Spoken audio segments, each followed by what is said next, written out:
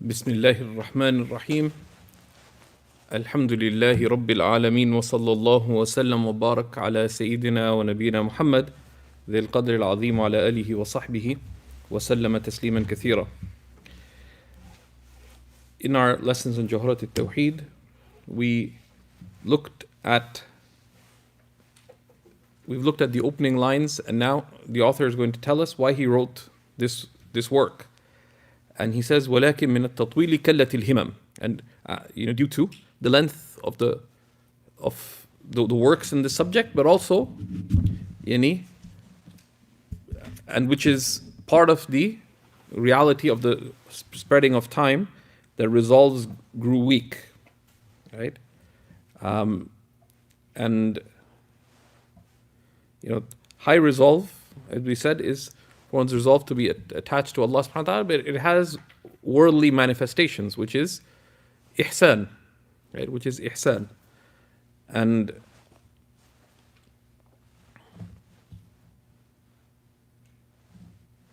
someone was going to enter into khalwa, into spiritual devotion with Shaykh Abdul Rahman al-Shaghuri, and is at one of the masajid. And he said, prepare the place for it. Shaykh Abdul Rahman went in and just passed his hand on the carpet, and then there was dust. So he says, alayhi ghubar. And he said, ba'deen. He said that this is not the time for it. Because there's things to, there's a right way of doing things. If it's not done, then there is little benefit. So he says, وَهَذِهِ أُرْجُوسَةٌ لَقَّبْتُهَا جَوْهَرَةِ التَّوْحِيدِ قَدْ هَذَّبْتُهَا. And this is a poem that I have refined. The jewel of divine oneness have I named it. So this, he's saying this is, the هذه, he says, so the commentator, Shaykh Ahmad al-Sawi rahimahullah says, اسم الإشارة عائد على الألفاظ فقط أو المعاني فقط أو النقوش فقط أو الألفاظ والمعاني أو الألفاظ والنقوش أو المعاني والنقوش أو الثلاثة احتمالات سبعة. Now there's a problem, which is, firstly, the اسم الإشارة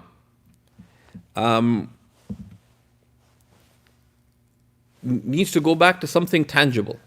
So what does it go back to? It goes back to either the words. Where's your glasses?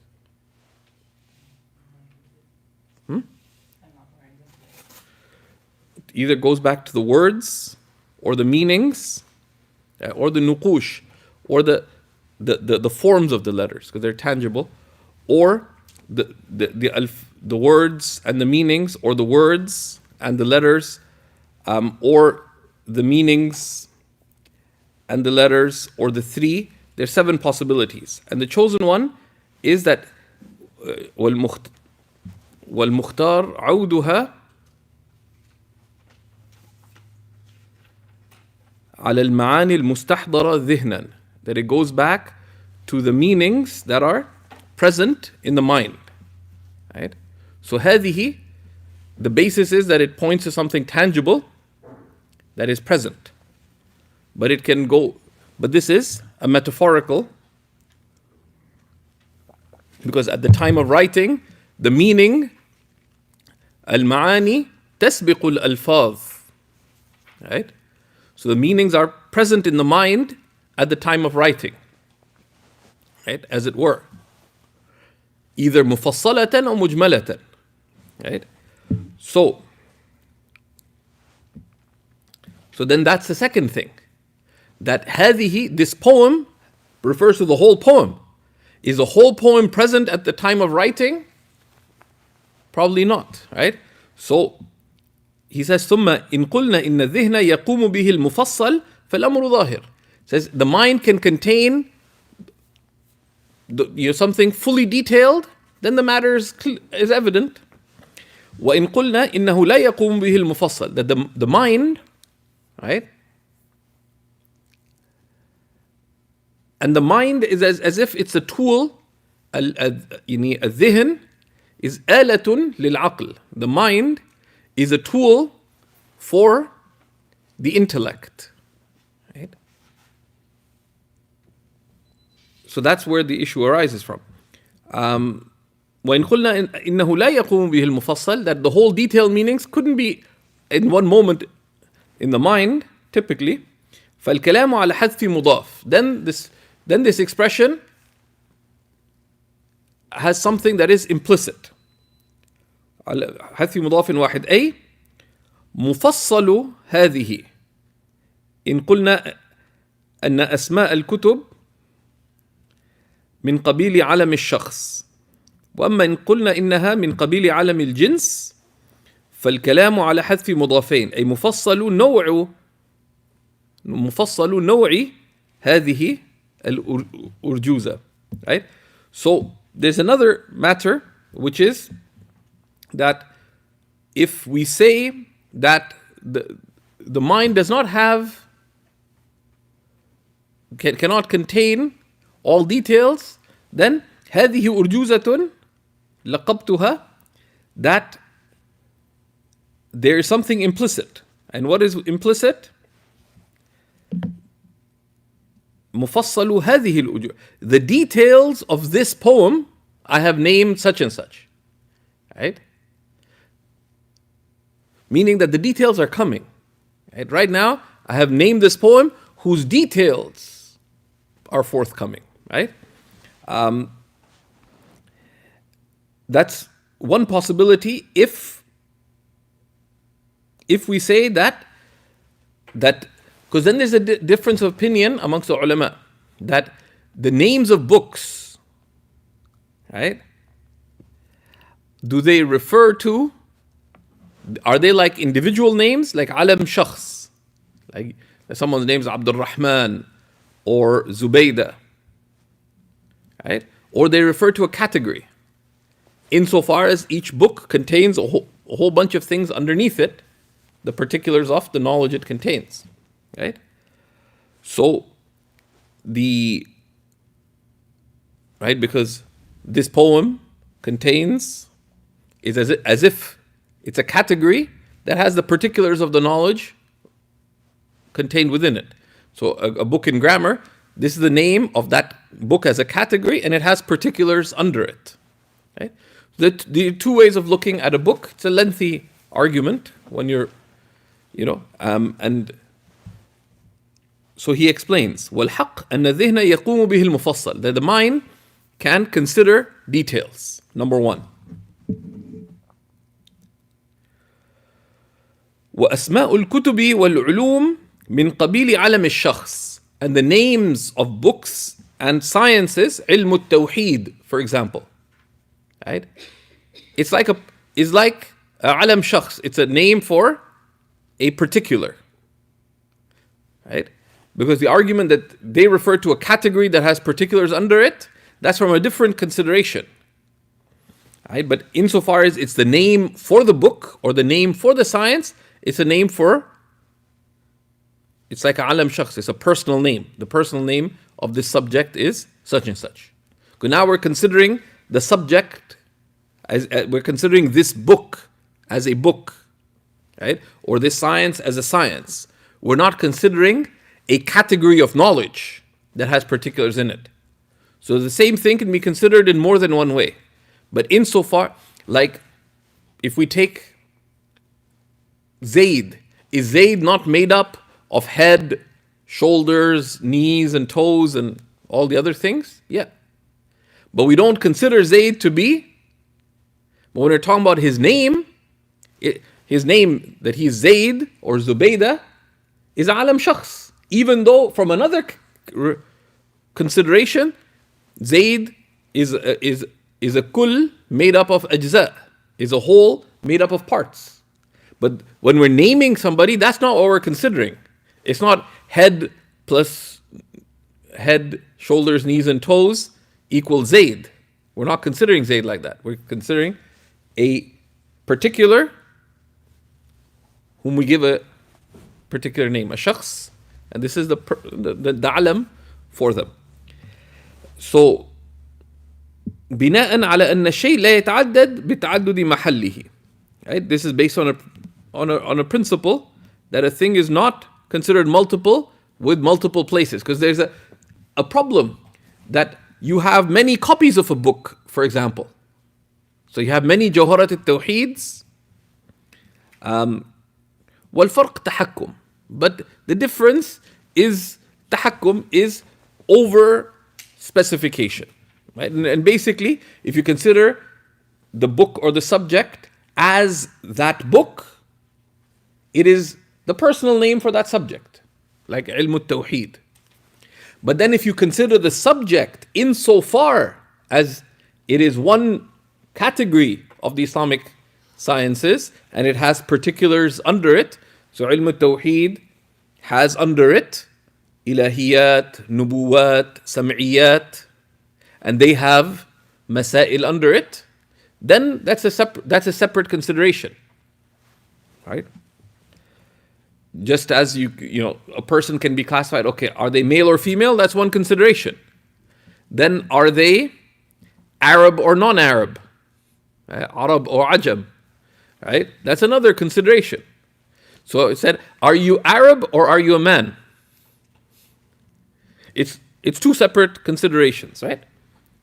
فلا حاجة لتقدير شيء أصلا. So I said there's no need to get into this discussion. But he did. واعلم أن اسم الإشارة لا يشار به إلا لمحسوس حاضر. And know that the اسم الإشارة, like هذه, this, one only points to it to present tangible things. يعني حقيقة, literally. والمعاني الذهنية معقولة. فيكون في الكلام استعارة بالكناية. So this is a type of metaphor, right? And metaphors are analyzed using the tools of rhetoric. That how could you use this as a metaphor, right? And why is this taken into consideration? So you can't just get away with saying anything, right? Like say Hayya Allah Shaykh, this whatever. No. Our deen is not a deen of whatever. Right? So even when you use a metaphor, it unpacks very rationally. Right? And that's the sciences of balagha. Right? So here, so the لا يشار به إلا لمحسوس حاضر. The basis is that you only refer to a tangible through this, through the ism al-ishara. Right? So this is a haqiqatan. So what if we use it for ma'ani, which are not mahsusa, they're not tangible, then it is not haqiqa, it's a type of majaz, it's a type of metaphorical usage. Right? So the first thing is haqiqatan, right? In haqiqa. If I'm thinking about something, I say, this idea is excellent. Am I pointing to a particular idea? No. Right? So, والمعاني الذهنية معقولة. Right? So, meanings that are in the mind are discernible, ma'qula. So therefore, in this speech is a type of, of kinaya, of metaphorical ascription. حيث شبه المعاني الذهنية بشيء محسوس. It's as if, so he's compared to meanings in the mind with something tangible. وطوى ذكر المشبه به. And he enfolded mentioning of what they're being compared to. وَرَمَزَ لَهُ بِشَيْءٍ مِّن لَوَازِمِهِ. But he has indicated it to some of what is entailed by it. وَهُوَ الْإِشَارَةِ. By saying these. فَإِثْبَاتُ الْإِشَارَةِ تَخْيِيل. So this is imagination. This poem, where is it? Right? Right? وَلَكَ أَن تَجْرِي فيها استعارة تصريحية. Or you can use another type of استعارة, and this is of course beyond the scope here to distinguish between the استعارة بالكناية and استعارة بالتصريح. بأن تقول شبه المعقول بالمحسوس. Another way of analyzing, he compared, something rationally discernible with something tangible. واستعير لفظ اسم الإشارة الموضوع للمحسوس لذلك المعقول. And we used the اسم إشارة, like هذه this, that is used for the tangible to refer to something rationally discernible. And the first is والأول أقرب, because that's the more default when it comes to استعارة, that it's بالكناية. And that when you come to even to introductory balagha, you'll see it. Someone for something like this, when they come across something like this, if they want to look further, you see where we can find related things at our suitable level. But that anyways, I'll leave any commentary. قوله أرجوزة, right? أي منظومة من بحر الرجز, right? This poem, this Rajaz poem, right? So it's a poem in the Rajaz meter. أحد بحور الشعر الستة عشر, one of the 16 of the poetry meters of the Arabs. أجزاؤه مستفعل 6 مرات, مستفعل مستفعل مستفعل مستفعل مستفعل مستفعل. وهذه أرجوزة لقبتها جوهرة التوحيد قد هذبتها. It fits in that. It has a pattern, and that's something that can be learned after, but it should only be done after getting to an intermediate level of knowledge of grammar and of sarf, especially grammar. Arabs, may not need intermediate level of sarf. And وعدتها أي إن عدد أبياتها, it's the number, its number, meaning number of lines, 140. إن قلنا إنها من كامله, it is 144. It's 144. If we say that it is من الرجز الكامل, which is وأما إن قلنا إنها من مشطوره, because each line of Arabic poetry, each bayt has 2 shatrs, 2 halves, right? And it fits. There's no reason not to consider it to be full lines. So 144 full lines.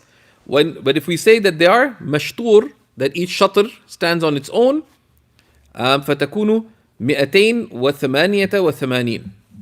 Now there's an aside, and Sheikh Mu'min had given a bit of that was 22 years ago. The classically mi'a has been written with an alif, but that's how the Arabs wrote it, right? And the grammarians argued about it this long ago. They resolved why the alif is done. One is it's qiyas, that's how it's written. It's our language, that's how we write it. Now conventions do change. A lot of modern Arabs write it the way it's written here. That's an ongoing argument. Whoever wants to dig for it, they can. Okay.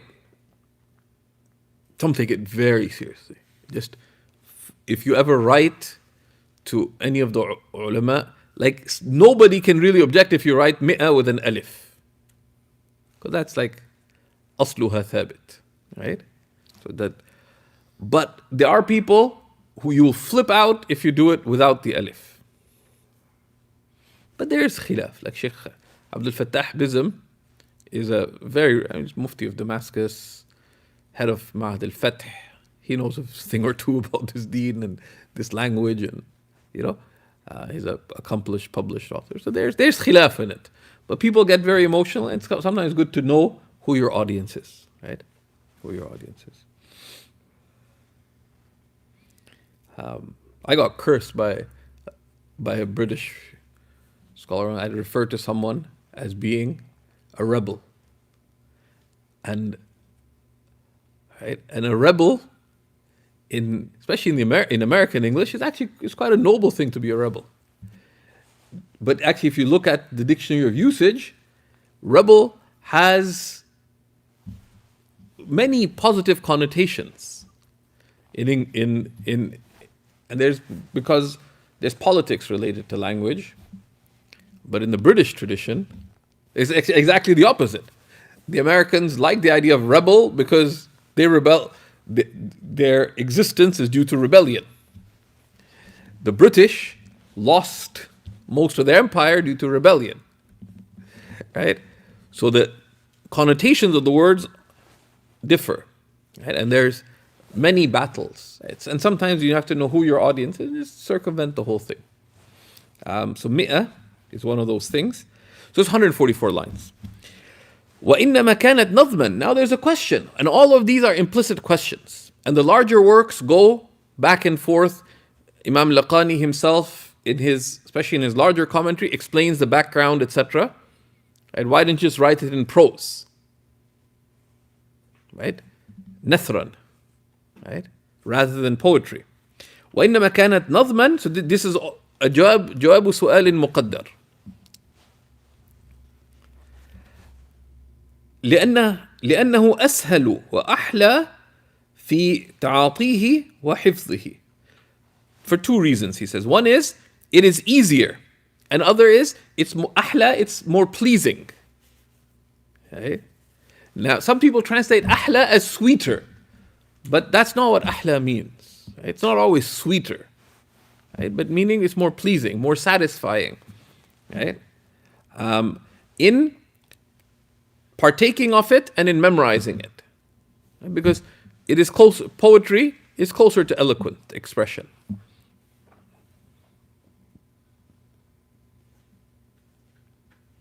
And so one of the purposes is for it to, suhulatul hifz, to facilitate memorization.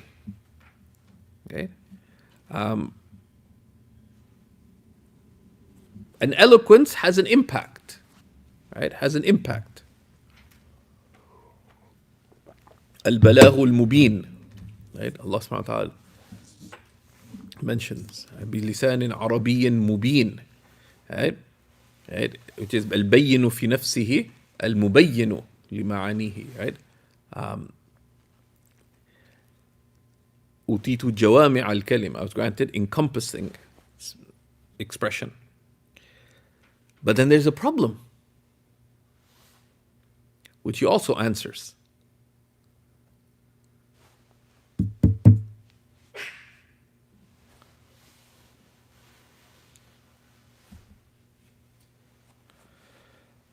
ولا يرد علينا ما ورد من ذم الشعر. So there's been things warning against poetry in the Quran. The poets have been censured. That what do most poets do? في كل واد يهممون ويقولون. Right? You see the poets. In every valley they're lost, ecstatic and wondering. And they say things that they don't do. Right? They make threats, they make promises, they claim love, they claim loyalty, and it's all kalam.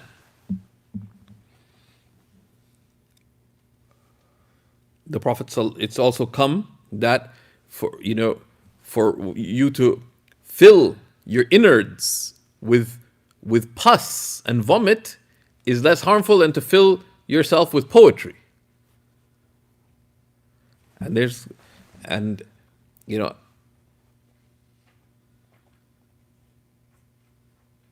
So then why would you write it in poetry? Right? لأن ذلك في شعر استعمل في شعر اشتمل على مدح من لا يجوز مدحه وذم من لا يجوز ذمه.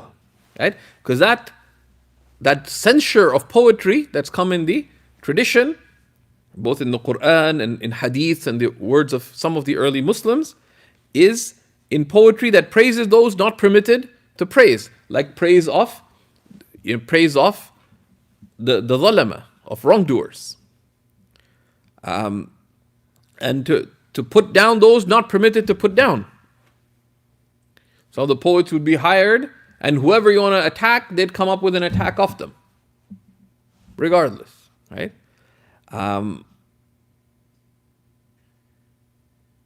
Arabic's very rhetorically powerful for attack. Or أو ذكر المحرم, right? Or to mention impermissible things, like وصف محاسن امرأة معينة على وجه لا يجوز, for example, right? Or other things. And even there are,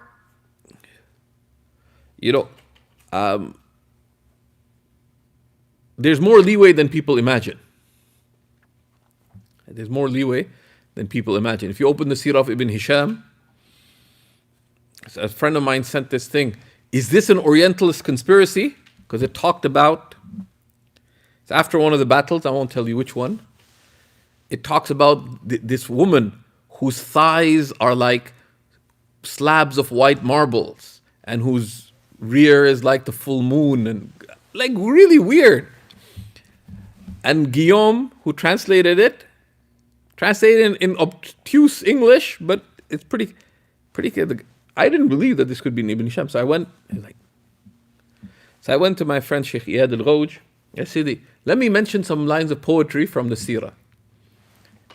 And I opened his copy, because I want to check, is there a misprint in my copy? So I opened the Sharh of Seerah Ibn Hisham. He says, اتق الله, ما بيصير هذا الكلام. You can't say things like that. I said, I'm not saying it, I'm just reading from the Seerah. So he actually tugged at the pages to make sure I hadn't stuck something in. He says, كأني أقرأ هذا أول مرة. Then in order to talk, say, yeah, this is what the ulama mentioned. There's a context in which even things like that are not impermissible. That's why it took place during the time of the Prophet, and it's narrated. And actually this is discussed by Ibn Abdeen about early on when he talks about ruling of poetry and others, but there's criteria, because there are some things that they may be specification in one way, but not connected to an individual person or an individual act, etc., in a manner that's ultimately considered tasteful. There's other poetry that is permissible to read in the context of permissible aims, even if some of what it contains is wholesome. And in the English, for example, Andrew Marvell has some poetry complaining about his beloved, and that would be an example of that. As well, things like that are not impermissible. And I'm not going to quote the poetry here. And that's how, in the Islamic tradition, they continue to benefit from works like, some of the great works of adab, both that had Jahili poetry, but also from within the Islamic era that had elements that were, but those things, everything is to be put in its due place. Okay, أما في مثل هذا الكتاب, as for the like of this book, فممدوح غاية المدح. This is praiseworthy to the limits of praiseworthiness. لقوله عليه الصلاة والسلام إن من الشعر لحكما. Right? Or that truly in poetry, and the min is للتبعيض, is partitive. Truly in some poetry there is great wisdom. Okay? So in some poetry there is great wisdom. الحكمة. Right? And that's why the hikam put in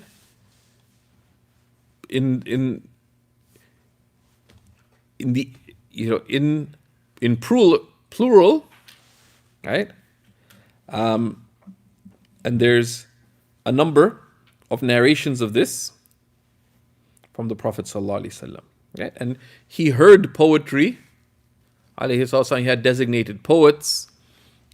He quoted some lines of poetry, but not as a whole poem, like the words of Labid, for example, etc. لقبتها, that I have named, أي سميتها تسمية تشعر بمدح. I have named it with a naming that is indicative of praise. Because that's what the laqab does. The laqab, right, indicates praise or possibly blame. Right? But here, obviously, it's يشعر بمدح. لأن اللقب ما أشعر بمدح أو ذم. Because a laqab, a title, gives indication of praise or blame. وهو يتعدى بالباء وبنفسه. لقب can be transitive with a ba. لقبتها. So here he says هذه لقبتها جوهرة التوحيد. I have named جوهرة التوحيد. لقبتها ب كذا وكذا. But here, so this is answering an implicit question. That doesn't it require a ba to be mutaaddi? So he answers the implicit question that here وهو اللقب أو يعني فعل لقب يتعدى, it's transitive both with a ba or with itself, because there's some things that are lazim, right? يعني they're always lazim. There's others that are متعدي, ما يتعدى بنفسه, but ما يتعدى بنفسه sometimes can also accept a ba. Right? As if you still remember anything of the classes on what? The awamil, right? Which, since we covered it, should have been reviewed at least 4 times to retain. قوله جوهرة التوحيد. The jewel.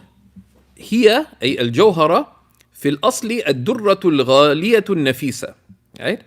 The jawhara, the jewel, is a durra.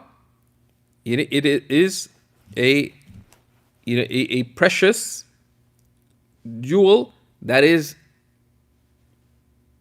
of high worth and uniqueness.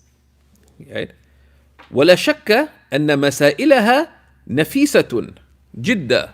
And there's no doubt that the issues, the subject matter of this poem is really precious. فشبه الشيء النفيس بالجوهرة. Right? So he compared something precious with a jewel. واستعار اسم المشبه به للمشبه بجامع النفاسة في كل. And he took the name of what is being compared to. Right? And what's the shared meaning? Preciousness. Right? على طريق الاستعارة التصريحية الأصلية. Through a type of, استعارة. Why? Because it's as if you're saying, أرجوزة نفيسة كالجوهرة في نفاستها. Right? A precious poem that is like a jewel in its preciousness. Right? You could remove the wajh al-tashbih, right? The jami' of nafasa. This is precious, like a jewel that is precious. So you could say urjuzatun kal jawharati. So you could take out mentioning the wajh al-tashbih. Then you can just take out the adat al-tashbih, the kaf. But then you can take out mentioning the poem. Just say, hiya jawhara. It is a pearl. But the origin is أرجوزة نفيسة كالجوهرة في نفاستها. Right? A poem that is precious, like a jewel in its preciousness. Right? That's the elements of the tashbih, and it's you cut away the wajh al-tashbih, which is the nafasa. Then you remove the kaf, the like. Then you remove the poem. Just call it Jawhara. Right? But that's what's taking place. And there's a different ways that this takes place, which is beyond the scope of this, because we haven't covered balagha here, but this is why it's important. وإذا كانت هي جوهرة التوحيد الذي هو أشرف العلوم فهي جوهرة غيره بالأولى. And if it is the jewel, if this, إذا كانت هي, the ism kana is implicit, if this is the jewel of divine oneness, meaning the most precious, summary of the science of divine oneness, that is the most noble of sciences, then it is Jawharatu ghayrihi. It's a jewel in comparison to other than it, a fortiori, bil awla, even more so. Right? Which is, of course, saying that this is deserving of attention. This is a precious pearl. And it's one pearl, right? Which indicates more nafasa. It's more rare. Right? قوله قد هذبتها, I have refined it. أي نقحتها وصفيتها. I have refined and purified it. من كدرات الشبه, from the dross. I purified it, cleansed it from the admixture of false arguments. والعقائد الفاسدة, and from wrong beliefs. والحشو والتطويل, and fillers. Hashu is extra details, redundant details. والتطويل, and lengthiness. وهذه الجملة دليل لتسميتها جوهرة. And this statement, قد هذبتها, I have refined it, is a proof for why it's a precious pearl. والله أرجو, and it is Allah that I hope in. تقديم المعمول يؤذن بالحصر. And mentioning the ma'mul, right? Because normally it would be أرجو الله, I hope from Allah. So the divine name would be in the place of the ma'mul, right? In this case the maf'ul, right? But putting the ma'mul first indicates exclusivity, hasr. أي لا أرجو إلا الله. When you say Allah arju, it is Allah that I hope in. It's as if you're saying, it is only, I hope only in Allah. أي لا أرجو إلا الله. دون غيره. So then there is the question, what is raja? And this is a very good definition of raja.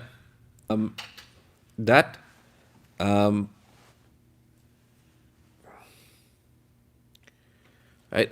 الرجاء ما قارنه عمل وإلا كان أمنية.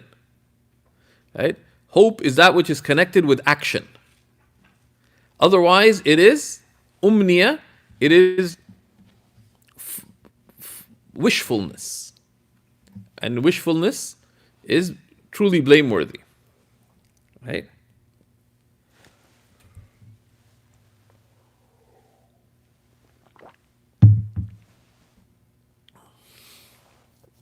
So he gives an excellent definition of raja, right?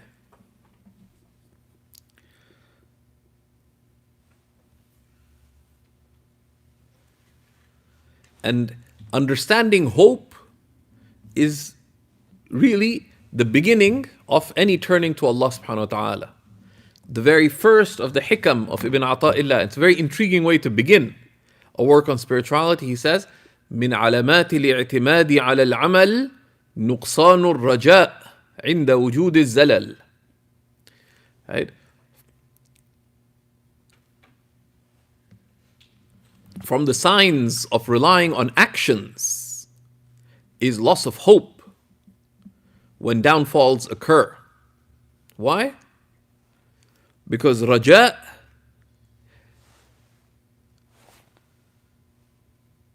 requires understanding that there is the raji and there's the marju and there's the marju minhu and there's kayfiyatul raja.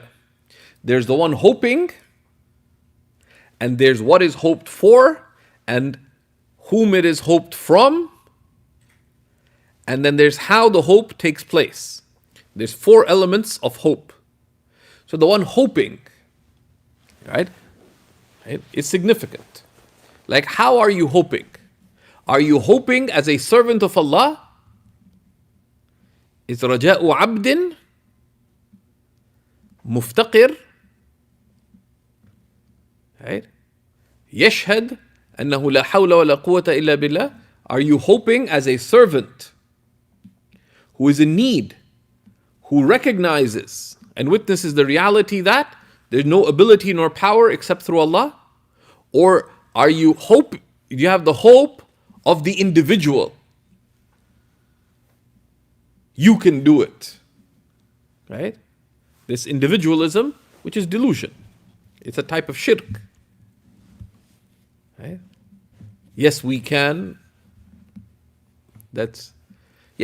We believe, yes, He can. Allah subhanahu wa ta'ala. Right? It's shirk. Yes, we can. On what basis? Wallahu khalaqakum wa ma ta'malun. Allah has created you and all that you do. So these 4 elements are important. There's the raji, the one hoping. And then there's what? Al-marju, what is hoped for. Right? What are you hoping for? Right? Right? And Ibn Ata'illah, in the context of dua, says, خَيْرُ مَا تَطْلُبُهُ مِنْهُ مَا هُوَ طَالِبُهُ مِنْكَ. The best of what you could seek from Allah is what He seeks from you. Right? And what does He seek from you? وَمَطْلَبُهُ مِنْكَ القيام بحقوق الربوبية وأداء وظائف العبودية.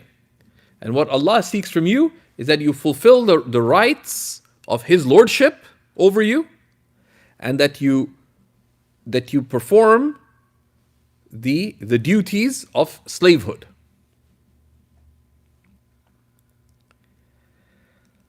So that's what is hoped for. What are you hoping for? كل من عليها فان. Are all your hopes worldly? Even if they have a religious garb. You ask somebody, so why are you going to say, I want to become an imam, I want to become a teacher, I want to do this, I want to do this. Okay, then you're going to die. And what did you attain? Right? And people get stuck in dunya, even religious dunya, but it's still dunya. I need a job, I need this, right? Ibn Ata'illah warns, لا ترحل من كون إلى كون فتكون كحمار الرحى. Do not go from one created thing to another created thing, lest you be like the donkey that goes around the mill. المكان الذي ارتحل منه هو الذي ارتحل إليه. The place that they traveled from is the place they're traveling back to. لكن ارحل من الكون إلى المكون. Rather, travel from creation to the Creator.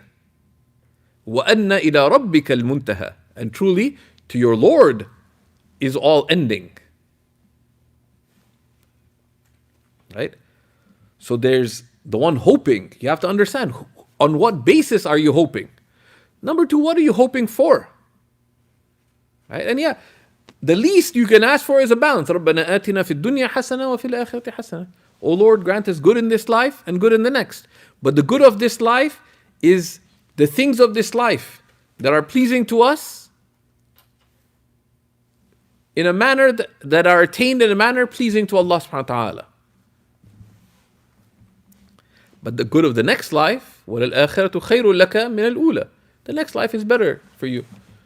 وَأَبْقَى, and all the descriptions of the hereafter. and of Allah. وَرِضْوَانٌ مِّنَ اللَّهِ, right? And then the one hoped from. Who are you hoping for? Right? لَا تَرْضَى بِغَيْرِ اللَّهِ حِبًّا. Do not be content with other than Allah as the object of your love or your yearning.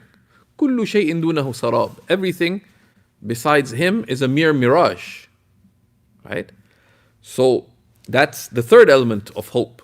The one hoping, what is hope for, who you hope from, and fourth, how you hope. How you hope, which is that you seek that which is hoped for,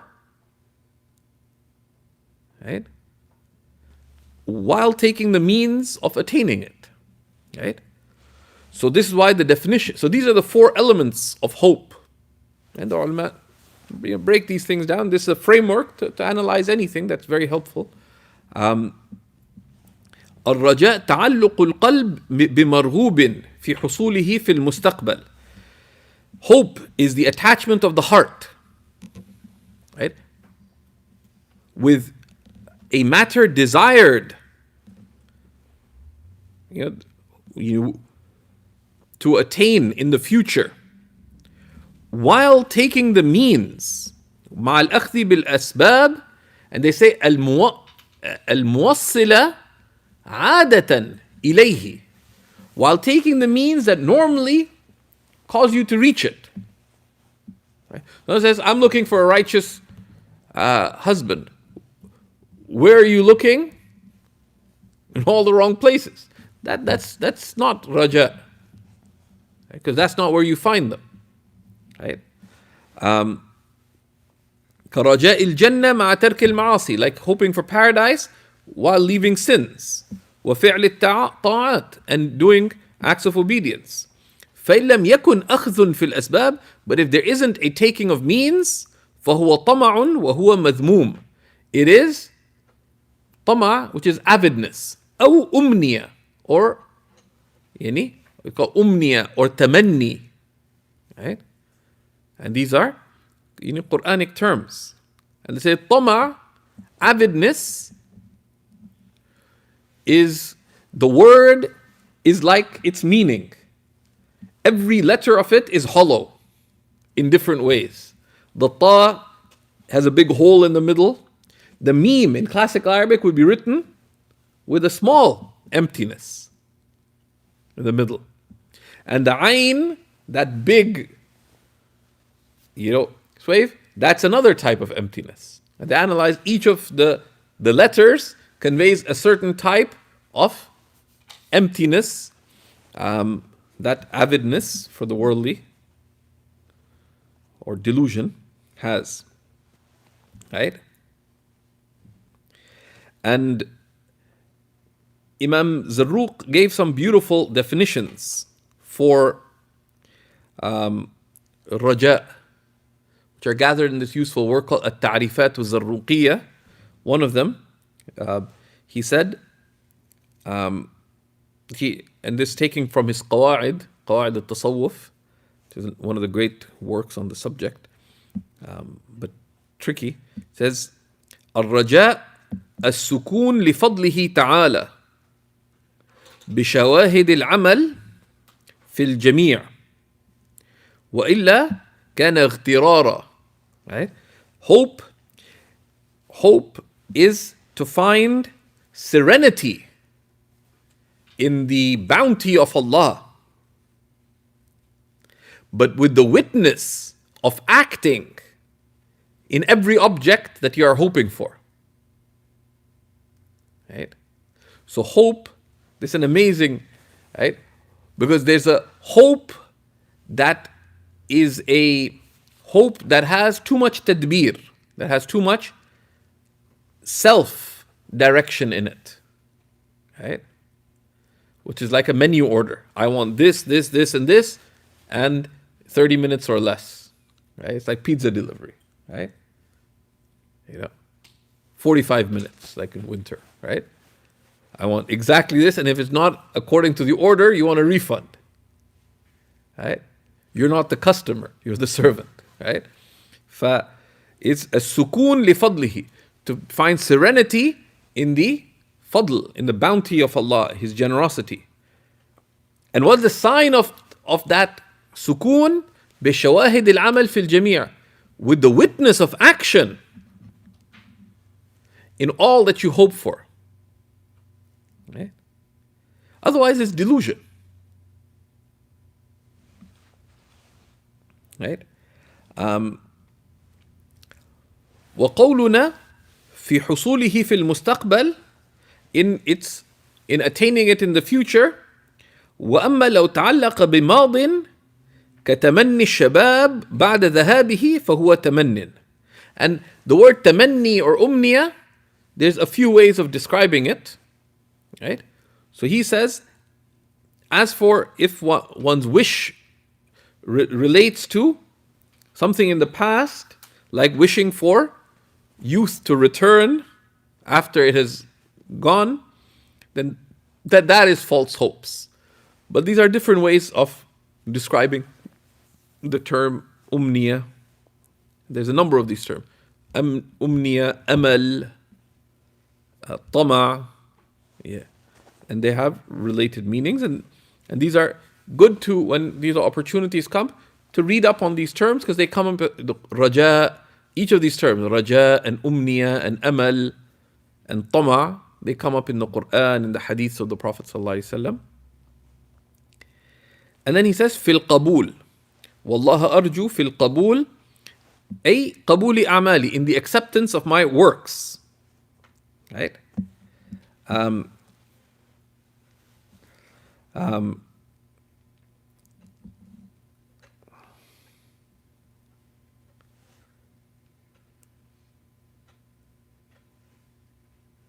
Right? And so he gives a definition of qabul. Right? والقبول هو الرضا بالشيء والإثابة عليه. Acceptance is to be pleased with something and to reward for it. And we're asking for the qabul of Allah subhanahu wa ta'ala. Right? والرضا, and being pleased with something, هو إنعام الله على عبده أو إرادة إنعامه. Right? Being pleased with something is for Allah's bestowing His bounty upon His servant, or willing to bestow it. فيكون معنى القبول, therefore the meaning of acceptance is إنعام الله أو إرادة إنعامه, is Allah's bestowing His blessing or willing to bestow His blessing upon His servant. فهو مرادف للرضا. So in that sense, qabul is a synonym for good pleasure of Allah. Right? So when we say qabul, we just think acceptance means like, don't reject us. There's reject and accept. But the meaning of acceptance is, al-qabul is rida wal ithaba, is to be well pleased with something and to reward for it. And there's 3 levels of qabul. There's a minimum, which is non-rejection, and then there is to accept and reward for it. And then there's the highest of qabul, which is to accept the person themselves to the closeness and presence of Allah. It's qabul ikhtisas. Right? And Allah's rida, Sidi Ahmed Zarruq says in his commentary on the Risala of Ibn Abi Zayd in Maliki Fiqh, he says, إِنَّمَا كَانَتْ الرضا من كنوز الجنة, good pleasure is of the treasures of paradise. لأن الرضا عن الله مفتاح السعادة, because being content with Allah is the key to felicity. The Prophet ﷺ said, فَمَنْ رَضِيَ فَلَهُ الرِّضَى, whoever is content shall find contentment, with a capital C. Okay? And the opposite is true as well. Right? وَبَابُ الرَّحْمَةِ, and being content with Allah is the door to divine mercy. فَقَدْ قَالَ سَيِّدِي عَبْدُ الْوَاحِدِ ibn Zayd رضي الله عنه الرضا باب الله الأعظم ومستراح العابدين وجنة الدنيا. Being pleased with Allah is the greatest door to Allah. ومستراح العابدين, and it is the place where the worshippers find their rest. And it is paradise on earth, is to be content with Allah subhanahu wa ta'ala. Right? Right? إذا رضوني أهل الوصال فكل حال عين الجمال. If those who grant union are pleased with me, then every state is beauty itself. Okay? سر بي إلى حيهم ودعني في أي طور ولا أبالي. Take me to their proximity, to their neighborhood, and leave me in any place. I don't care. Okay? Because if I find you, then what am I missing? Right? And there's excellent discussions in the Islamic tradition about qabul. So al-Kafawi, one of the great dictionaries of terminology, al-Kulliyat, Abu al-Baqa al-Kafawi, it's very famous as Kulliyat Abu al-Baqa. Right?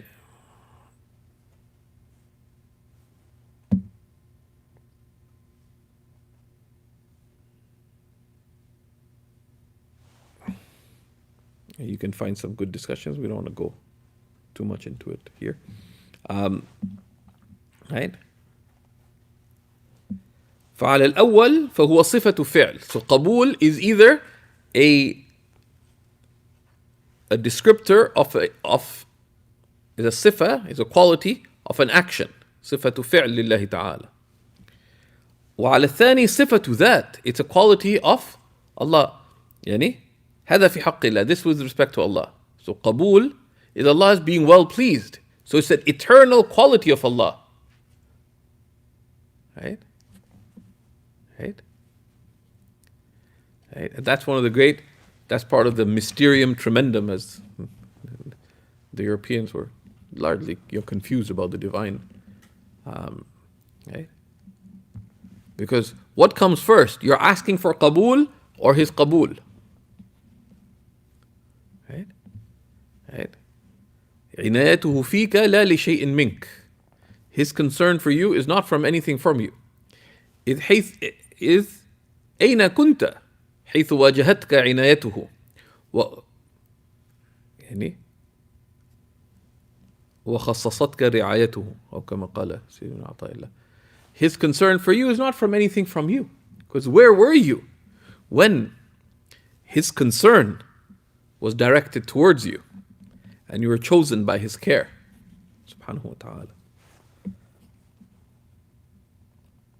أما القبول بالنسبة لغيره تعالى, as for acceptance from other than Allah Most High, فهو الرضا بالشيء. It's to be pleased with something. مع ترك الاعتراض على فاعله. With leaving objection to the one who does it. Right? So there's a qabul from the servant, right? Which is to be pleased with any particular thing and not to object to its doer, who is Allah subhanahu wa ta'ala. Right?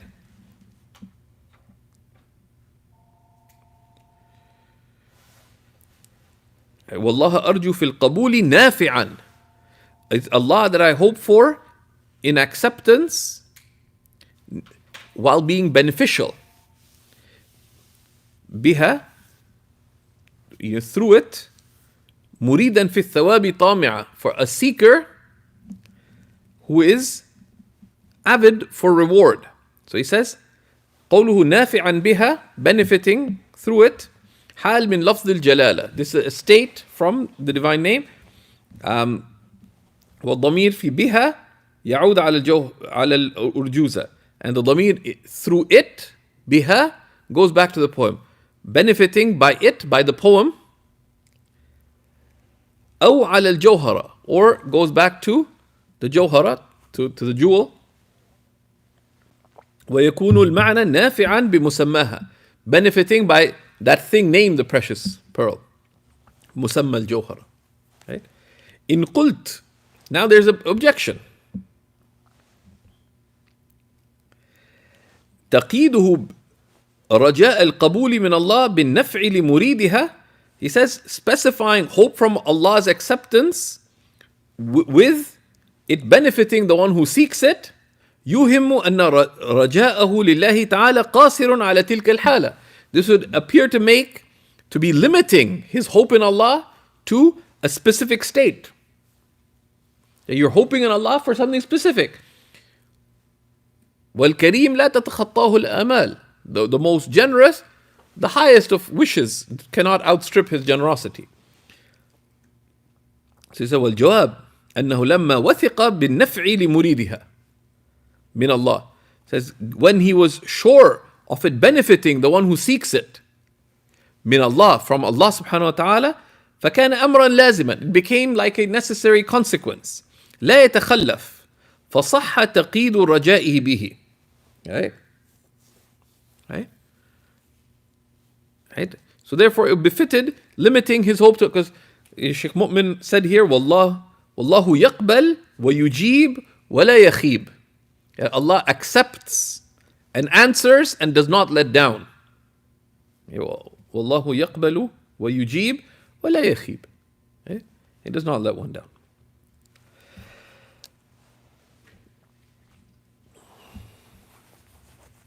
And it's possible to read it, right? That it's Allah I accept it's Allah I seek for all acceptance. For myself, and so one way of looking at it is, I hope from Allah always, but I'm seeking with that specifically qabul and benefit for the one who seeks it. Right? So that here is I hope for acceptance and benefit for anyone who seeks this with avidness for reward. Right? And it's a type of tajarrud. Right? Because I am not claiming to be sincere or that, right? Anything, but benefit the one who seeks it and accept them. And knowing that when you ask purely with concern for another, the angels say, وَلَكَ مِثْلَ مَا سَأَلْتَ, and may you have the like of what you asked for. Right? So, and there's a number of other ways this has been explained. Right? Because there's many.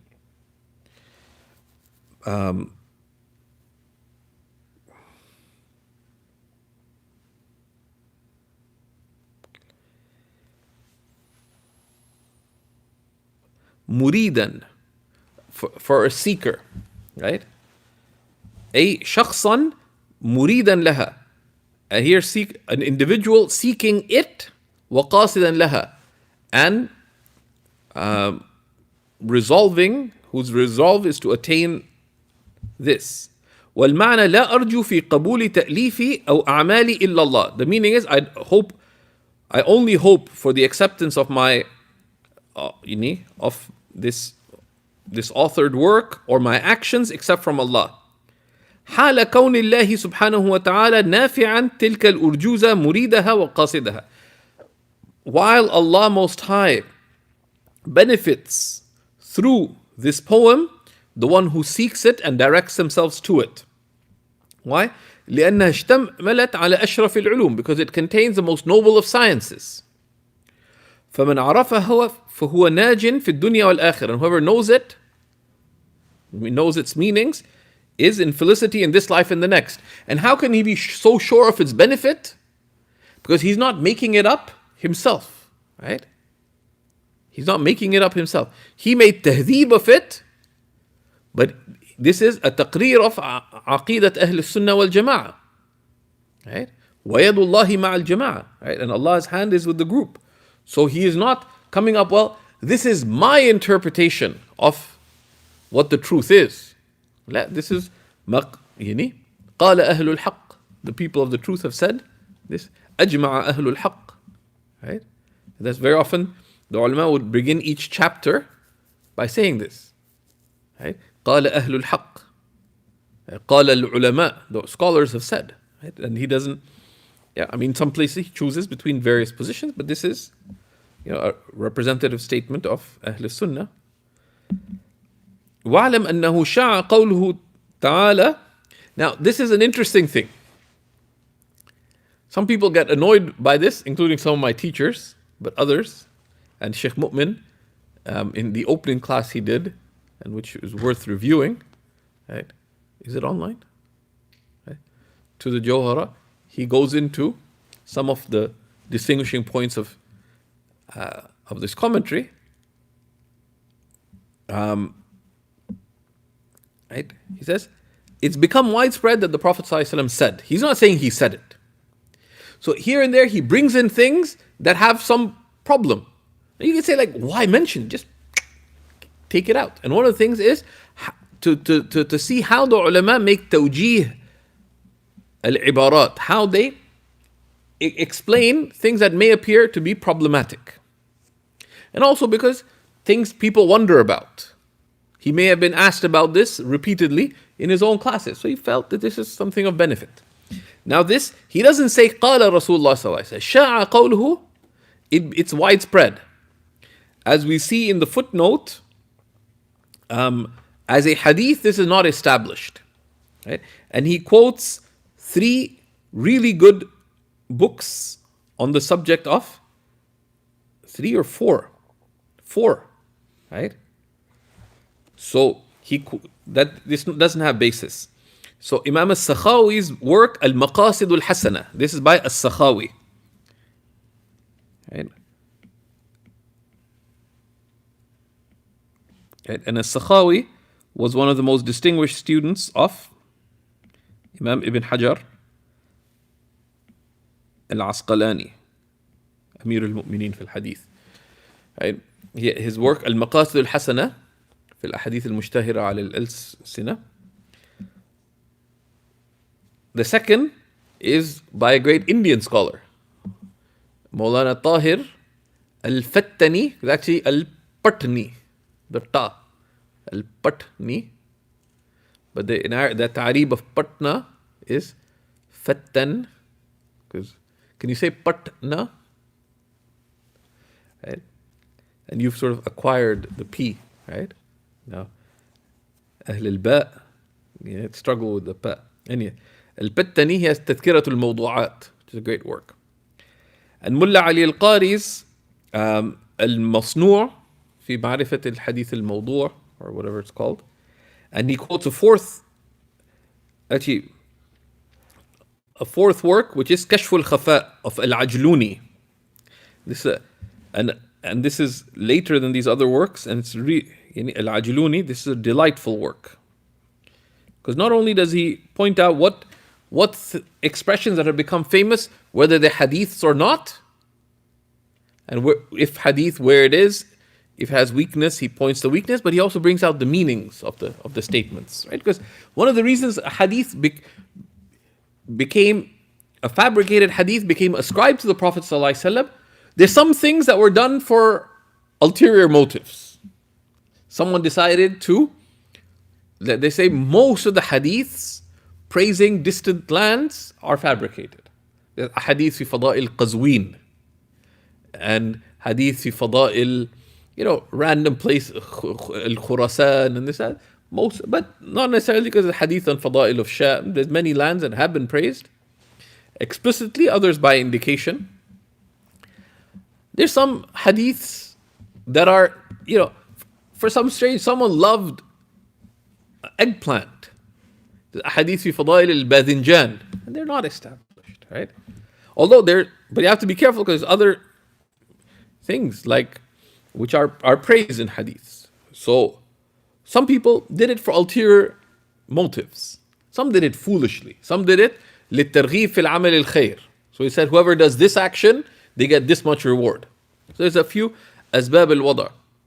And Shaykh Abdul Fattah Bughda detailed many of these in one of his works on the on mabahith related to the Sunnah Nabawiyya. But some of the hadiths were wise sayings or true sayings that were wise, they were eloquent, so people ascribed them erroneously to the Prophet ﷺ. Right? So he says that it's come in tradition, but it's not established as a hadith. Right? ما اتخذ الله من ولي جاهل ولو اتخذه لعلمه. That Allah has never taken a wali, an elect.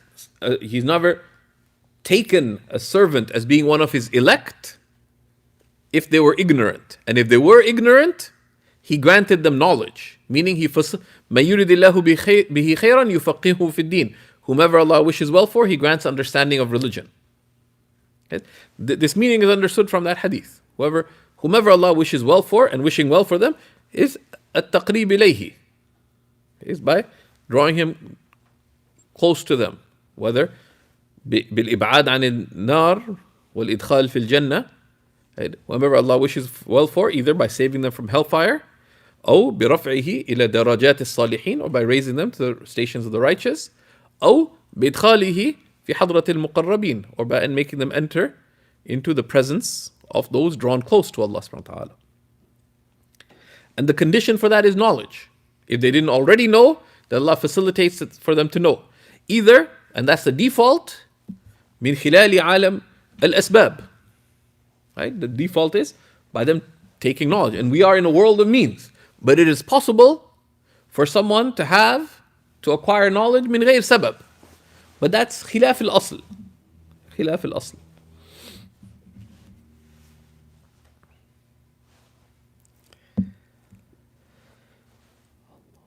So he explains, what does this mean? So he says, فمعنى ذلك أن شرط الولاية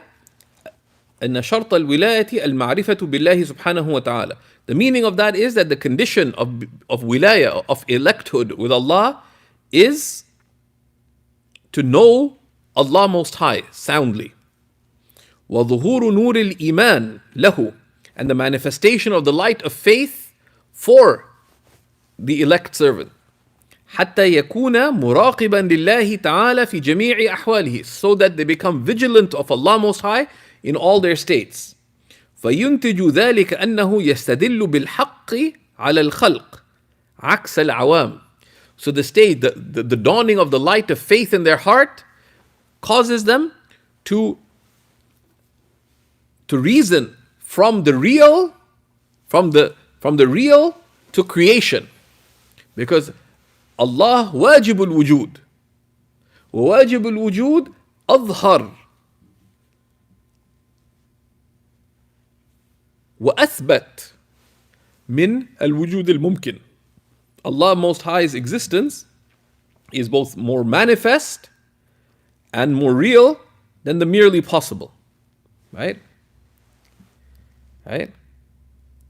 What is more real, Allah or created things? Allah. But the awam, opposite, the common person, practically sees created things as real and has to think about Allah to become conscious of them. But this mic is real, this cup is real. But that's the opposite of reality. That is the opposite of reality, and this is the reality of this is that this is delusion. Right? Right?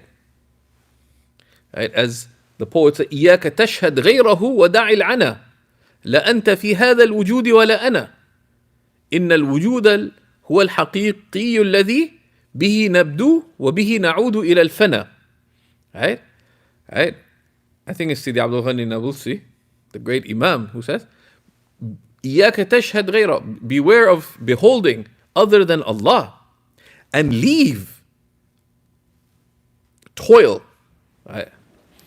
For there's no you in this existence, nor me.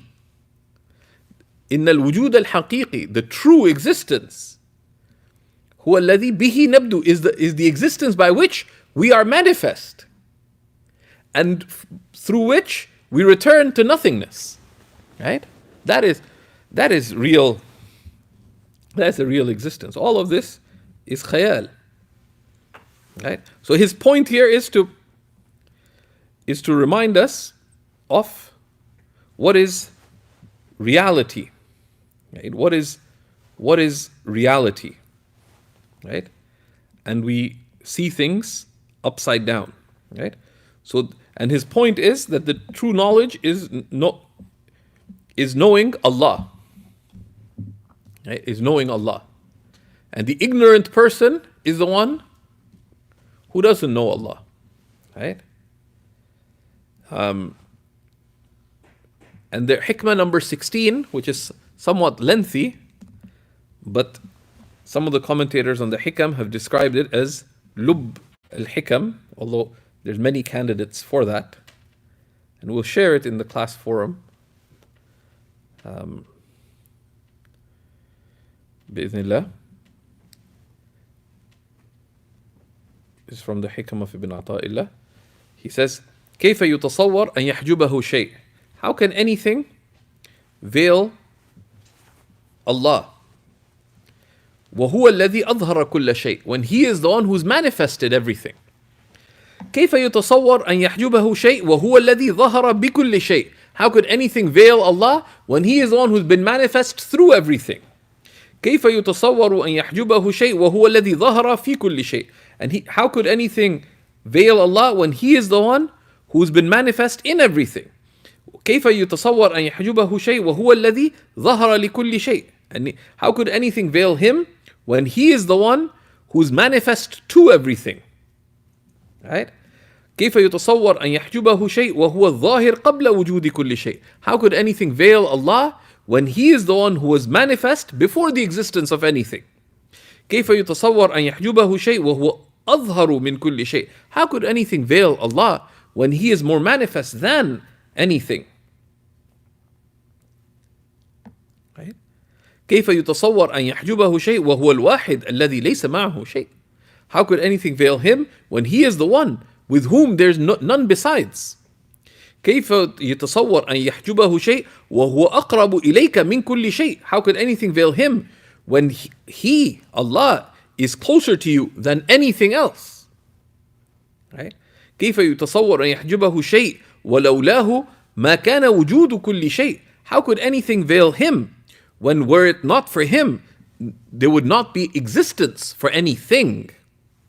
يا عجبا كيف يظهر الوجود في العدم? What a marvel! How could existence be manifest in non-existence? أم كيف يثبت الحادث مع من له وصف القدم? Or how could the originated be affirmed alongside the one who's characterized by absolute eternity? Right? So فإن كل مؤمن وإن كان معه نور الإيمان, for every believer, even if they have the light of faith, إلا أنه تارة يحضر وتارة يغيب, except that sometimes they are present with Allah and sometimes they are absent.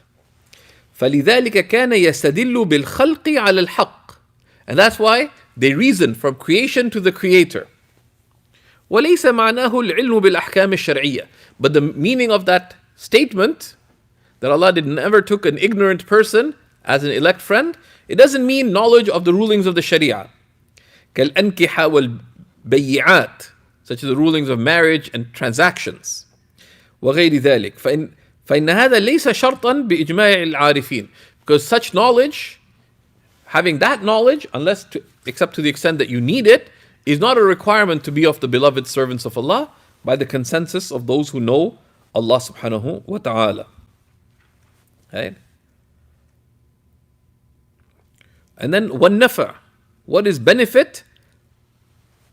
ضد الضر وهو إيصال الخير للغير. Benefit is the opposite of harm, and benefit is conveying good to another. That is benefit. These are useful definitions, right? They come in handy in different times. Then there is an amazing discussion that we frequently don't think about. That what is reward? Okay, what is reward? And it's very important because a lot of times we do things and we expect something for it. Right? We expect praise, we expect acceptance, we accept recognition, and these are all من خفايا النقص في الإخلاص وقلة الصدق. These are all from the hidden lack of sincerity and lack of being true to Allah subhanahu wa ta'ala. Okay? That's why one of the most important qualities of the sincere servant of Allah is al-iktifa'u bi'ilmi Allah, is to have sufficiency in the knowledge of Allah. قَدْ كَفَانِي عِلْمُ رَبِّي. The knowledge of my Lord is my sufficiency. Okay? In every way. Two of the ways mentioned by Imam al-Haddad are عن سؤالي واختياري, from my asking and my choosing. But it's broader, as the commentators on that great poem have mentioned, right? That the knowledge of Allah is sufficient for me, absolutely. Two examples of that is from my having to ask as if He doesn't already know what I need, and my choosing. Okay? So what is thawab? And in summary, what we'll see coming up is that reward is only in the hereafter. Expectation of reward in this life is delusion. What Allah grants us of indicators in this life are just تِلْكَ عَاجِلُ بُشْرَ الْمُؤْمِنِ. That is just a hasty glad tidings for the believer. The Prophet ﷺ was asked, a person may act sincerely, but people praise him for it. The Prophet ﷺ said, تِلْكَ عَاجِلُ بُشْرَ الْمُؤْمِنِ. But the bushra al-haqiqiyya is in the next life. Right? So he says, قوله في الثواب طامعة, in reward, for reward avid, الجار والمجرور متعلق بطامعة, is avid, مقدم عليه. ومراده بالطمع, what's meant by avidness here, الرجاء. What's meant by avidness here is hope, because طمع has a negative sense, because it's طمع, avidness is an active, enthusiastic seeking of something. طمع is a seeking that goes beyond restraint. Right? Right? So generally, it's a negative quality. But it can sometimes be used to refer to strong hope. Right? If what it's connected with is praiseworthy and how it's sought is praiseworthy. لأن من تعلق بها وأرادها قاصدا وجه الله تعالى فهو راج لرحمته, because whoever becomes attached to this and seeks it, hopeful of the countenance of Allah, meaning Allah Himself, وجهه ذاته, right? As Imams of Tafsir like al-Baydawi and the the great commentators on Baydawi like Shaykh Izada have said, such a person is hoping for the mercy of Allah, وَثَوَابِهِ, and His reward. وَلَيْسَ بِطَامِعٍ, and they're not avid in the negative sense. لِوُجُودِ الْأَخْذِ بِالْأَسْبَابِ, because they're taking the means. Right? They're taking the means. So what is thawab? وَالثَّوَابُ, this is an amazing thing to keep in mind and to remind people of. Because a lot of times people say, I made dua, but it didn't work out. I made dua for a successful marriage, but it's a disaster. I made dua for health and I'm sicker. Right? I did this, and it didn't work out. Right? That's why understanding what is thawab, الثواب reward مقدار من الجزاء أعده الله تعالى لعباده يوم القيامة بمحض فضله في نظير أعمالهم الحسنة. Right? Reward is an extent of recompense, right? That Allah has prepared for His servants on the day of resurrection by His pure bounty with no obligation upon him. في نظير أعمالهم, in exchange for their good deeds. فثواب الأعمال يكون في القيامة لا غير. The reward of one's actions is on the day of resurrection and manifest eternally and nothing else. أما ما وجد في الدنيا, as for that which is found in this life, من العافية أو سعة الرزق مثلا, of wellness or expansive provision, for example, فهو قسمة من الله. That's apportionment for Allah. He gives it to the believer and the disbeliever. وليست جزاء للأعمال الصالحة. It's not the consequence of righteous actions. Right? And here, there's a beautiful, and if you appreciate eloquence, Dr. al-Bulti has a beautiful book, frequently neglected, called من الفكر والقلب. And he has some really interesting things in it. Amongst them, he wrote, why don't I talk about love? For a long time, till he got softened up in his last years, he was very careful not to talk about, out of his great humility, rahimahullah. But then his wife died, and he wrote a couple of pieces about his wife.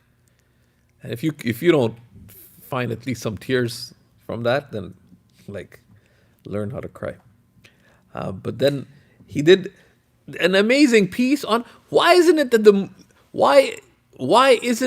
the Muslims went to the moon first, and how come the West got ahead of us, and all these kinds of questions which frustrated Arabs and Muslims wonder about, right? None of that is jaza. None of that is consequence of good deeds. وإلا لما رأى ذلك الكافر. Otherwise, the disbeliever would not see any of it. أصلا قال صلى الله عليه وسلم لو كانت الدنيا تزن عند الله جناح بعوضة. If this world weighed in the sight of Allah the weight of a fly, ما سقى الكافر منها جرعة ماء. Then the disbeliever would not be given one draft of water. And the hadith related by Imam al-Tirmidhi. And here, this issue of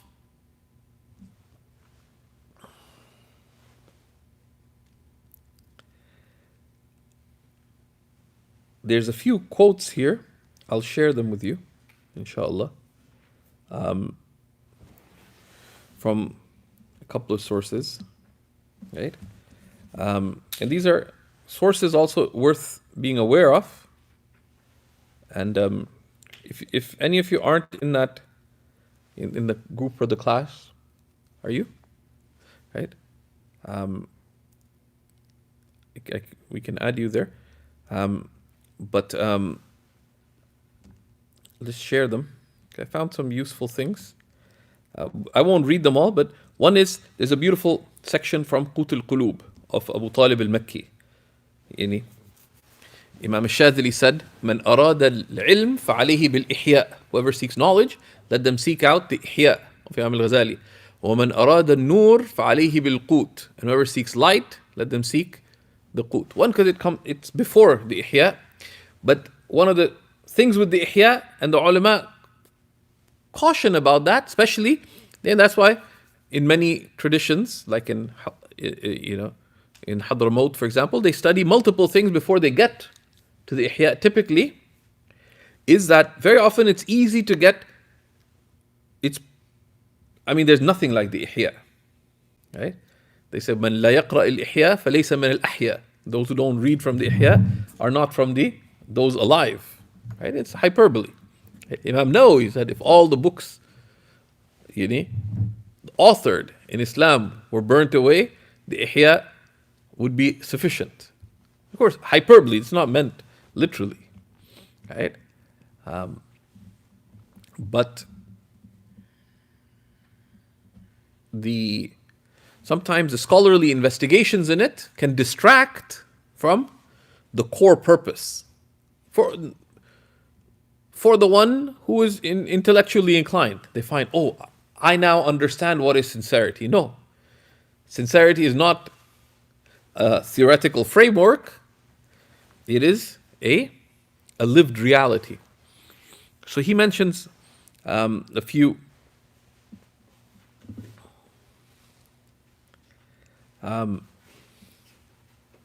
right? There's a beautiful thing that it's related from Sayyidina Ali, that when he entered Basra and things got settled down, he entered the masjid of Basra. And فَجَعَلَ يُخْرِجُ الْقُصَّاص, and he began casting out the storytellers. Right? And Imam al-Ghazali warns about storytellers and the wa'adh and the preachers. And a lot of public speakers in our time apply in that. They make up stories or they tell things from the seerah, and it's not true. That's not what happened. You can't make things up. Okay? Right? And ويقول القصص بدعة, and you say that storytelling is an innovation. Right? فانتهى إلى حلقة شاب يتكلم على جماعة فاستمع إليه فعجبه كلامه. So Sayyidina Ali went to the circle of a young man who would addressing a group of people, and he listened to him and was impressed by his words. فقال يا فتى أسألك عن شيئين فإن خرجت منهما تركتك تتكلم على الناس. He said, "Oh young man, I'm going to ask you about two matters. If you're able to answer these two, if you can come out of these two, I'll let you speak to the people. وإلا أخرجتك كما أخرجت أصحابك. Otherwise, I'll force you to leave from teaching and preaching like I made these other people who were with you." فقال سل يا أمير المؤمنين. So ask, O commander of the believers. قال أخبرني ما صلاح الدين. Says, tell me what is the soundness of religion. وما فساده, and what is its corruption. قال الشاب, the young man said, صلاحه الورع. The soundness of religion is scrupulousness. وفساده الطمع, and its corruption is avidness. قال صدقت. تكلم. He said, you are correct, speak. فمثلك يصلح أن يكلم على الناس. He says, the like of you is fit to talk to people. رضي الله تعالى. يقال إن هذا الشاب هو إمامنا في هذا العلم وهو إمام الأئمة الحسن ابن يسار مولى الأنصار البصري. سيدنا الإمام حسن البصري. Okay? But this is how Abu Talib al-Makki refers to him, right? هو إمامنا في هذا العلم وهو إمام الأئمة الحسن بن يسار مولى الأنصار البصري. And then there's a beautiful work by Abu Hilal al-Askari. There's a book called Al-Furuq al-Lughawiyya, the subtle differentiators and meanings. So he has a beautiful discussion on what is the relationship, what is the shades of meaning between raja and tama. And that's quite useful. And there's a nice quote from Az-Zuhd al-Kabir of Imam al-Bayhaqi. And it's, a friend of mine published it. I gave him a hard time. Because I felt bad because I'm in his office. Gifted me a bunch of copies. I said, give me two more. Amun alayhi yani. So I opened it. First hadith has shocking, glaring mistakes. I say, yes, Sayyidi. I'm sorry, Sayyidi, but look. And we have this relationship. Like I keep advice. I say, Sayyidi, we couldn't figure out what the beginning of the text was. فَمَشَّيْنَاهَا. Anyways. He quotes with his chain of transmission. سئل إبراهيم بن أدهم بما يتم الورع. Ibrahim ibn Adham was asked, by what is scrupulousness complete? قال بتسوية جميع الخلق في قلبك. For all of creation to be the same in your heart. والاشتغال عن عيوبهم بذنبك. And to be busied from their faults by your own sins. وعليك باللفظ الجميل من قلب ذليل. Hold fast to beautiful words from a lowly heart. واحسم الطمع إلا من ربك. And cut away all avidness except from your Lord. this is a little bit on Tama, right? And I wrote it out, hope you can read it clearly. In the Tariq al-Muhammadiyya, Imam al-Birgili, rahimahullah, discusses what is blameworthy hope, amal. Says, الأمل المذموم هو إرادة الحياة للوقت المتراخي بالحكم بلا استثناء ولا شرط صلاح. This is a technical thing, but think it through a second. Right? What is false hope? We think false hope is when we have big plans for the future and so on, disconnected from Allah. No. The beginning of false hope is one moment. He says, وَإِرَادَةُ الْحَيَاةِ لِلْوَقْتِ الْمُتَرَخِي. It is wishing, irada is seeking to live to the next moment, to any future moment, decisively. You think, I'm going to live on till the next moment. I'm going to live on till tomorrow. What's the difference between living on till the next moment and living on tomorrow? Are you sure you're going to live to the next moment? No. That is as deluded as I'll be alive tomorrow, I'll be alive next week, I'll be alive next month, next year, next decade. Bila istithna, without istithna, without the condition that if Allah wills. But istithna في القلب لا باللفظ ولا شرط صلاح, and without the condition of if it's better for me. So it is seeking to live on for any period of time with a sense of decisiveness, بالحكم, like with the sense of decisiveness, without making it conditional, if Allah wills, and without the condition of if it's good for me. So hope is when you seek things in the future with consciousness that the future is not decisively there for you, except if Allah wills. And it's not good for you unless Allah makes it good for you. Right? And he says that false hope leads to avidness. Right? Yes, it is istilzam. If you have false hope, you will have avidness. Right? وَتُؤْثِرُونَ الْحَيَاةَ الدُّنْيَا وَالْآخِرَةُ خَيْرٌ وَأَبْقَى. Why do you choose this world? Because you think that it's going to last. It's the illusion of permanence. Right?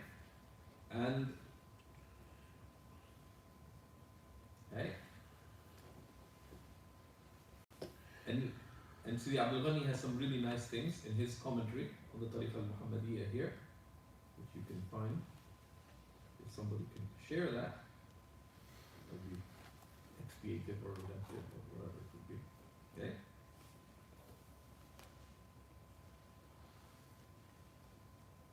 Okay?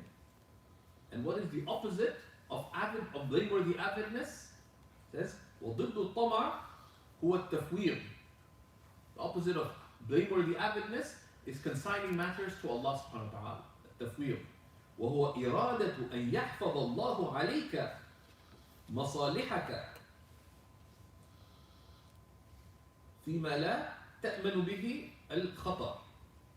Tafweed, consigning matters to Allah, is to seek that Allah Most High preserve for you what is good for you in the things that you are not sure of danger from. That's tafweed. وَأُفَوِّضُ أَمْرِي إِلَى اللَّهِ. I consign my affairs. And أمري أي كل أمري. The إضافة here is categorical. أمري كله. إِنَّ اللَّهَ بَصِيرٌ بِعِبَادِهِ. Allah truly knows what is of benefit to His servants. I sent the snapshots of these, right? And then the author then has a section, and we'll just quickly, which are the maratib of ikhlas, right? the degrees of sincerity. Right?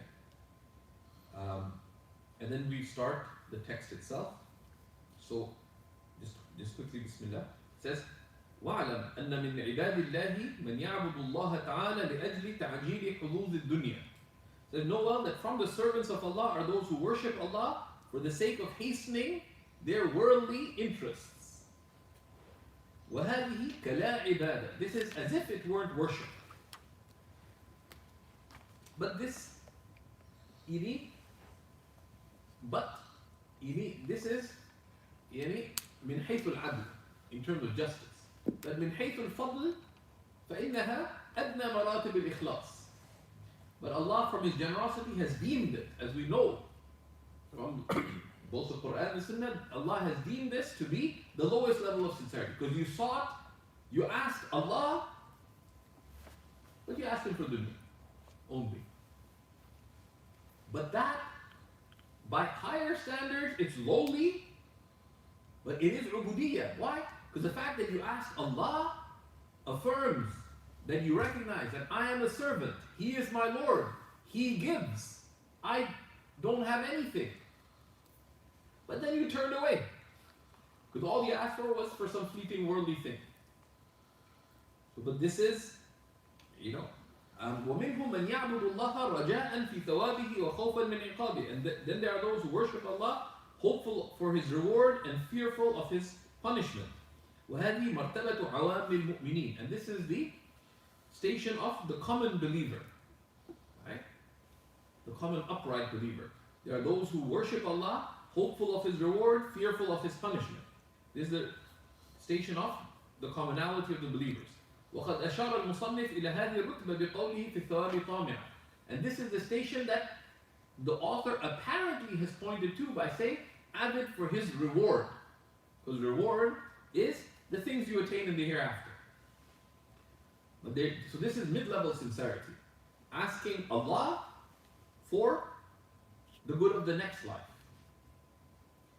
And then there are those who worship Allah, مِنْهُمْ مَنْ يَعْبُدُ اللَّهِ لِوَجْهِهِ. There's those who worship Allah for His sake alone. لَيْسَ رَاجِيًا فِي ثَوَابٍ وَلَا خَائِفًا مِنْ عِقَابٍ. Not hopeful of reward, nor fearful of punishment. وَهَذِهِ مَرْتَبَةُ الْخَوَاصِ. And this is the station of the elect. وَهِيَ أَعْلَى. And this is the highest. وَلَدَيْنَا مَزِيدٌ. And with us is that which is greater. وعبارة المصنف في الحقيقة شاملة لهذه المرتبة.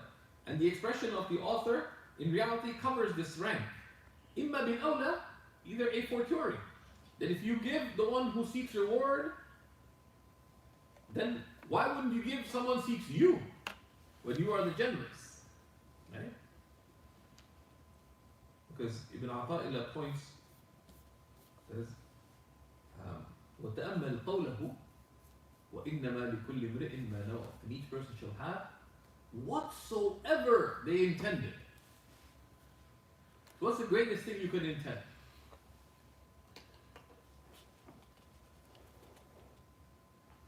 What's the greatest thing you could intend? And each person, this is an amir, إِنَّمَا لِكُلِّ امْرِئٍ مَا نَوَى. Each person shall have whatsoever they intended. What could you intend? Allah. Right? That's why if the hadith of intention, Imam Sawi has a beautiful work on it called Muntaha al-Amal fi Sharhi Hadith Innama al-A'mal. We mentioned about 160 plus lessons from the hadith. That's one of the hadith. There's all the great hadith commentaries. Al-Aini al-Bukhari, Ibn Hajar, al-Munawi in his Sharh al-Jami' al-Saghir, Mulla al-Qari in his Sharh al-Mishkat, but also in his Sharh al-Arba'in, Ibn Rajab in his commentary on the 40 Nawawi, Ibn Hajar in his commentary on the 40 Nawawi, and so many others, Ibn Allan in his commentary on Riyad al-Salihin. There's great commentary on this hadith, and each brings out meanings that others didn't. Ibn Kamal Basha and his Sharh on Riyad al-Salihin. Right? So لأنه إذا نفع بها الطامع في الثواب فبالأولى الطامع في ذات الله. Because if Allah benefits by it, the one avid for reward, then a fortiori He would reward the one who seeks Him Himself. أو لأن من عبد الله لذاته لا ينافي قصده مع ذلك الثواب. Because the one who worships Allah for His sake, this does not negate that they seek reward. لأنه حاصل بوعد الله. Because it is promised by it is realized by the promise of Allah. And the sincere believers, what did the Prophet ﷺ say about Sayyidina Ammar? He said, اشتاقت الجنة لعمار. Jannah is yearning for Ammar. Right? So what does Sidi Ahmad al-Alawi al-Mustaghanimi say in one of his poems? He said, جنة الفردوس تحتاج إلينا. The gardens of Firdaus are in need of us, describing the righteous servants of Allah. So Shaykh Muhammad Qaydish in Jam' al-Ihsan, in Hayy al-Shaghur, in Damascus, old Damascus. What does this mean? He said, because the righteous servants of, he said it's an amazing triangle. Right? What was Jannah created for? أُعِدَّتْ لِلْمُتَّقِينَ. It had been prepared for the people of taqwa. Now from the people of taqwa, there are some who don't seek Jannah. They're seeking Allah alone. Now, but Allah's promise is going to be fulfilled. So these righteous servants are seeking Allah. But paradise has been prepared. U'iddat has already been prepared. It already exists. U'iddat has been prepared for them. But they're seeking Allah. So how does Allah's promise get fulfilled? Jannatul Firdaus tahtaj ilayna. The gardens of paradise are in need of us. Because they're created for them. But they have higher aspirations. The Jannah yearns for those servants, and from many hadiths of the Prophet ﷺ, right? فنظره للثواب من حيث هو أن الله سبحانه وتعالى وعد به. And the look of the righteous servant of Allah is insofar as Allah has promised it. وَوَعْدُهُ لَا يَتَخَلَّفْ. And His promise is never unfulfilled. فهو مصدق بوعد الله تعالى. So he believes in the truth of the promise of Allah. وَإِنْ كَانَتْ هِمَّتُهُ رِضَى اللَّهِ. Even though his resolve is attached to the good pleasure of Allah. وَرُؤْيَةَ وَجْهِهِ. And to behold His countenance. لَيْسَ قَصْدِي مِنَ الْجِنَانِ نَعِيمًا غَيْرَ أَنِّي أُرِيدُهَا لِأَرَاكَ. As Sayyida Rabi' Adawiyya said, I seek from paradise not its pleasures, except that I seek it to behold you. رَبِّ ابْنِ لِي عِنْدَكَ بَيْتًا فِي الْجَنَّةِ. O Lord, build for me in your presence a house in paradise. Right? Similarly, يَا أَيَّتُهَا النَّفْسُ الْمُطْمَئِنَّةِ ارْجِعِي إِلَى رَبِّكِ. Return to your Lord. That's what it was seeking. راضية مرضية, well pleased, and well pleasing. فادخلي في عبادي. Enter amongst my servants. وادخلي جنتي. Enter my paradise. The emphasis is on whose paradise it is. ورؤية وجهه. And behold His countenance. لما في الحديث عجب ربك من قوم يساقون إلى الجنة بالسلاسل. Your Lord is amazed at people who are dragged to paradise in chains. And this hadith in Bukhari and Muslim. And this is when the Prophet saw some of the prisoners of war. Right? And as Ibn Ata'illah says, إِنَّمَا أَوْجَبَ عَلَيْكَ وُجُودَ خِدْمَتِهِ أَوْجَبَ عَلَيْكَ وُجُودَ خِدْمَتِهِ وَمَا أَوْجَبَ عَلَيْكَ إِلَّا دُخُولَ جَنَّتِهِ. He has made it incumbent upon you for obedience of Him to be present in your life. And in reality, He's only made paradise obligatory for you. And he quotes this hadith. Ibn Ata'illah. عَجِبَ رَبُّكَ. Your Lord is amazed. بِقَوْمٍ يُقَادُونَ الْجَنَّةِ بِالسَّلَاسِلِ.